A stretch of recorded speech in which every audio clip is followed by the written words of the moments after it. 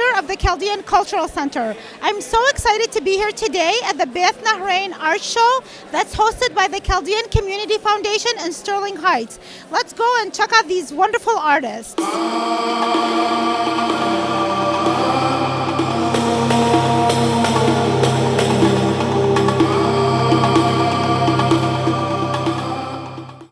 Hello everyone, I'm here with one of our magnificent Mesopotamian artists, Sabah Wazi. Hello Sabah. Hello.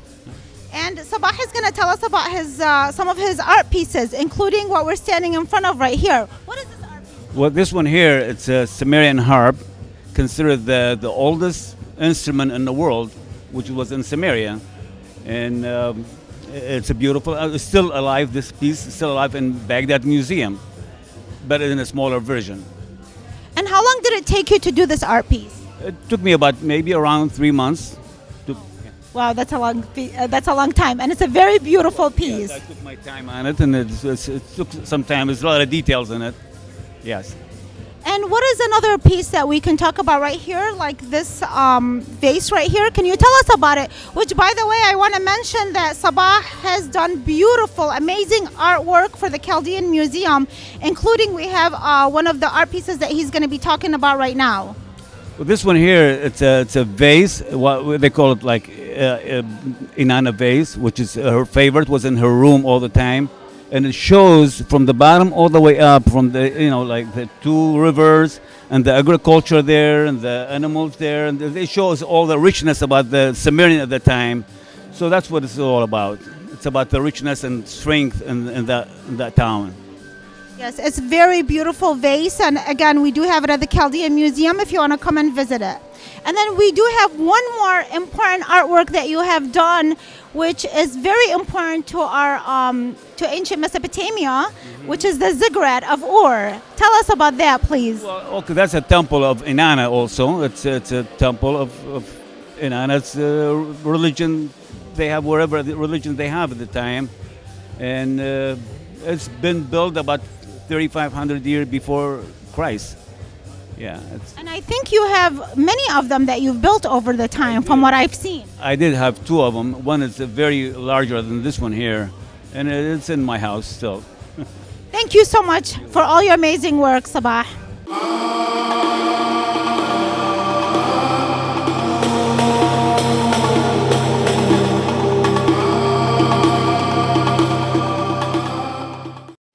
Everyone, we're here with another incredible Mesopotamian artist, Sabah Dawood. Hello, Sabah. Hello. And Sabah is going to express to us 3 of his favorite pieces. So تفضل اشرح لنا عن الشغل. اكيد طبعا اللوحات هي كلها عزيزه علي، وكلها لوحات احنا تعبنا بها وخلينا بها مشاعرنا واحاسيسنا وكذا. هذه اذا تسالين على اهم لوحات، هي كل واحده لها ستايل خاص بها، كل واحدة لها اسلوبها، كل واحدة الالوان اللي تستخدم بها مثلا. فما اقدر اقول لك مثلا عندي فد لوحة اهم من لوحة. اللوحة اللي وراي هي تمثل لوحة معركة مثلا.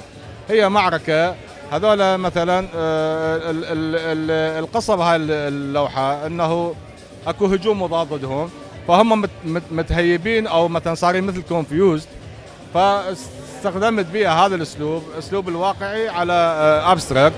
فطلعت عندي لوحة جميلة جدا والناس كلش عجبتها. لوحة الرمان.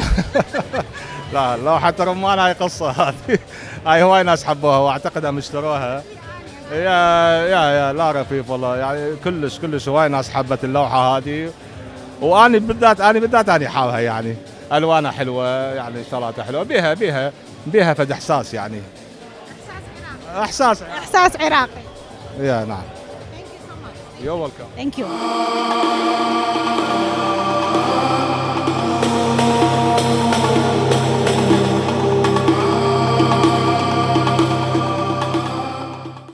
I'm here with one of our other amazing Mesopotamian artists, Rani Stefan. Hi, Rani. Hi, how are you? And Rani, I've known him for like over a decade. He's done amazing work. He keeps just expanding, and I just love, and I am so inspired by watching him. So Rani, tell us about some of your newer pieces and just give us an idea of what you felt when you were working on them. Well, lately I've been working on a series of like kind of inside of a life story of a people. You know, I kind of started with myself with this self-portrait of mine. It was giving you a little bit of insight of into my sometimes of my darkest moments. But like this painting, it depicts sometimes me when I'm in my down moments. But if you look up, it shows the Christ, my Savior, and it shows my son that my hope is higher. I have to look up into forward to better things. So lately, I've been painting a lot of things that involve in people's lives. I also have a painting of called Chanel, the Healing Rose. It's also of this great friend that I have, and she has a really inspiring story. So lately, that's what I've been doing, painting people's real life stories. So I'm gonna tell you a painting that caught my eye. Is the one I forgot the name of it. The girl in my nation, she's actually a real model. Her name is Myrna. She's actually right here in the show today. You guys get to see her, yeah. So I was trying to depict the Juliet Khomala. She's from our traditional Assyrian Khomala dresses, for celebration dresses. So, but I tried to depict it a little bit different, like she's barefoot dancing and she's like just living her life and being happy and showing to people that our culture is striving forward. She's even moving forward in the painting, and it's just showing you a little bit of the traditional jewelry and the traditional dress. So. Yeah. I got that sense when I was looking at it. There's a sense of beauty and freedom. Right. So it's very beautiful. Yeah, Thank you she's so moving much. forward. If you look at her feet, she's actually trying to come out of the picture and be with you. So, yeah. Thank you so much, Rani. Thank you. Thank you for coming. Appreciate it.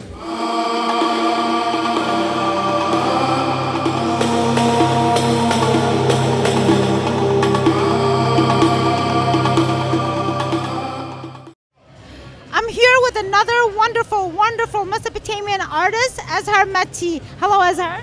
Hi. So, Azhar, I love the art pieces that you have here. Please tell me about some of them, especially the one that we're standing in front of right now. Well, we got two kind of art presenting. The one is drawing, the other one is sculpting. So is this what you're most focused on, is those two types of art? Yes, yes.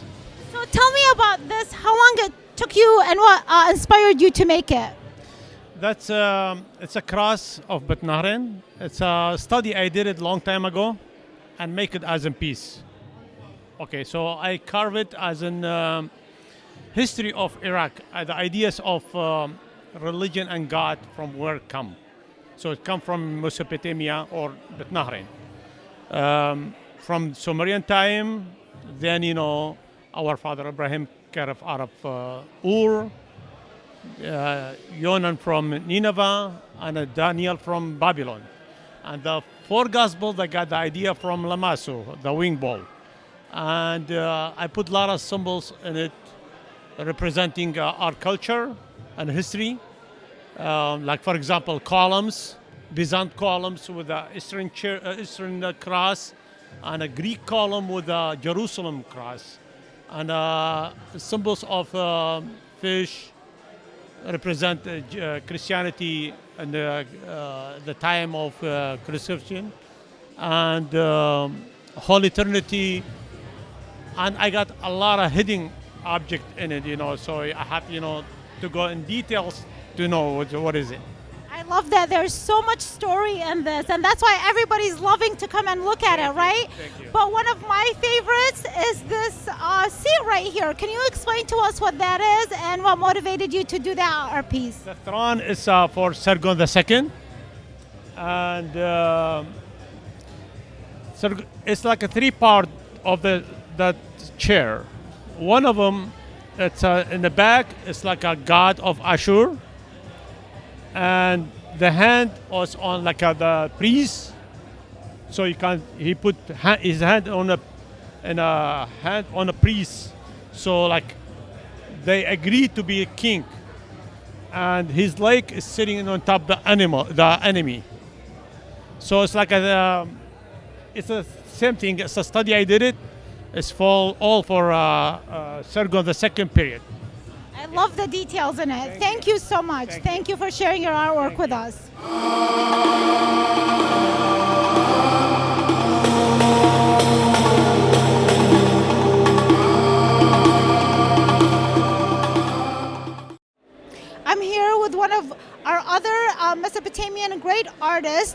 Mark Georgis. Hello, Mark. Hi, how are you? So I love your artwork. It's very, very unique, but I'd like for you to tell us a little bit about it. What is so unique about it? It's they call it calligraphic, like it's a writing, and it's the Chaldean or Aramaic, the Literary King, So What is this right here, for instance? this is Bet Nahrain, Mesopotamia between the two rivers. Is that the spelling for it? That's the spelling for it, yeah. Yeah, so this is, means a lot. It's like, the homeland. That's the reason I paint this one. And then tell us about another piece. What about something like this? This is Shlama, means, peace or hello. So, it's a very old word. And it's, and I also have like cuneiform writing on it, the oldest writing. Do you know cuneiform? little Or bit, you do? Oh, okay. I'm very impressed. It's I have a book like has a meaning in writing, so that's how I copy it. And how long have you been doing this, Mark? I always been painting since I was, a little kid. So, yeah.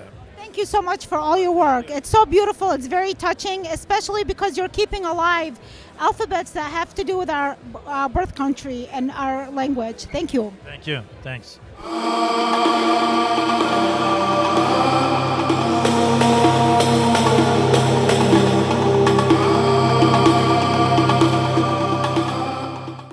I'm here with Wilson Sarkis, a very talented and special photographer and cinematographer. Hello. Nice meeting you. How are you today? I'm good, thank you. And we are so grateful for the work that you have done, especially by going to Iraq and the photography that you have done. Please tell us a little bit about your experience. Thank you for introducing me today. My experience was a great experience. I went 2 times the last 10 months. I spent 30 days each trip. And my goal was to preserve as much as footage and photos and video to preserve our culture. Our culture is very important for us. We grew in that culture. Our parents grew in that culture. And our goal is to share it with the new generation to come. The kids, the grandkids, they always say, how was it Tel Kepa? How was it Al Qush? How was it Batnaya? How was these villages? How did my mom cook back there? How did they wash dishes? What did they use? So I wanted to preserve all those stuff that we used back in the days. Our parents, our grandparents used to preserve it, to show it to them, and more. The history is the most important things. Is that we can use the bridge between my lens and the generation here to bridge it to them, to show them the history of our culture and our heritage. So, Wilson, when I look at these photographs, I'm so touched. I was born in Baghdad, and a lot of the things that have happened to that land we can't really visit. But you went and visited, and you brought back these images. What did you feel like when you were there taking these images? It was very sad. I'm going to tell you the truth. I was very hurt, very sad to see our villages shrinking. Shrinking meaning that Tel Kepa had 1,400 family in 2014. Today there is only 50 family. Batnaya had almost 1,200 family before ISIS attacked them. Now they have probably about 90 to 100 family left. So we are losing our people there. They are moving somewhere else. They are fleeing the villages. But these are the villages that we need to protect again. We need to keep. And the only way we're going to try to keep them is that if we can just go back and fix these villages, be more safe going there, find job, find the secure that they look for. I think if we can just go back and do these things, I think everybody that has wished to go there, they should go there and see and feel the beautiful feeling. The feeling is unreal. The feeling when once you stop in these محل انت الكافيه and you always hear it محلة بشمامي محلة بدخو محلة بأورو محلة بساسي, and I never knew what was that mean until I saw it in my eyes and I felt the people, they always talk about it, how wonderful it is. And that is why your work is so special. Thank you so much, Wilson. Thank you.